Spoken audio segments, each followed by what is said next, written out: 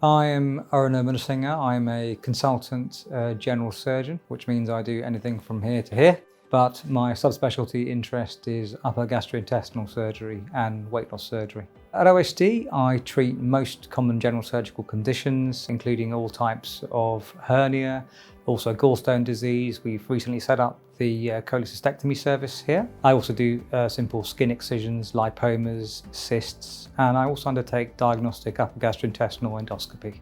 So I think patient safety is the single most important thing in patient care. So in my NHS practice, I'm the clinical lead for safety and governance, and that carries over into all aspects of my practice. So I think the important thing is to use the most up-to-date, minimally invasive techniques, the most evidence-based techniques, and essentially this will help reduce complication rates and get patients back to normality as quickly as possible.